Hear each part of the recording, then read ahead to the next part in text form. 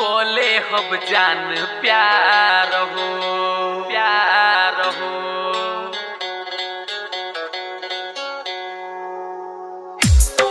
तू भूल जइबू त फोटो से तोहरा कोले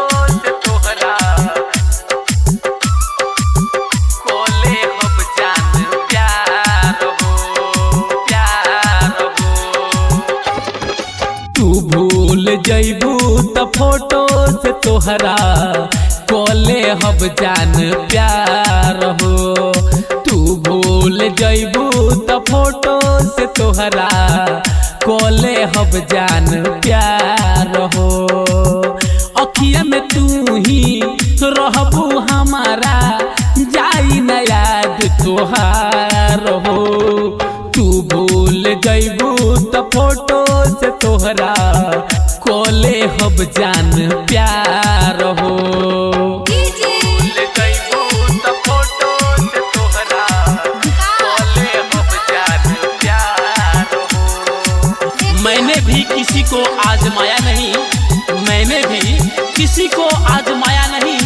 जितना प्यार किया उतना कभी पाया नहीं। किसी को हमारी भी कमी महसूस हो, शायद खुदा ने मुझे ऐसा बनाया नहीं। तोहरा के देखी सुकून मिलेला, आवेला दिल के करार हो। प्यार में दिल भइल बाटे पागल, भूलल न होला आसान हो। तनको न दूरी सहाला, काको ही रहलो न जाला। तोहरी सूरतिया मोहनी मूरतिया भावेल मन के हमार हो। तू भूल जइबू त फोटो से तोहरा कोले हब जान प्यार हो।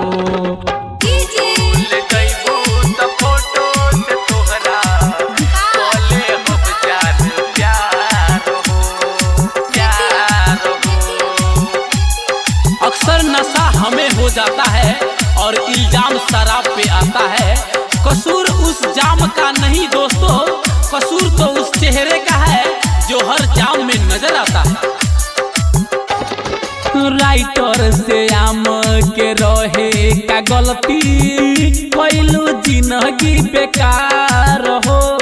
देखा के सपनवा तू लुट ले बाड़ू, दिन से भइले लाचार हो। विजय से कैलू तू प्यार हो, दीपेंद्र के आपन यार हो। धड़केला दिलवा तोहरे नावे, कोरेला इंतजार हो। तू भूल जइबू त फोटो से तोहरा कोले हब जान प्यार हो प्यार हो। जगदम्बा रिकॉर्डिंग स्टूडियो, टोकैला चौक।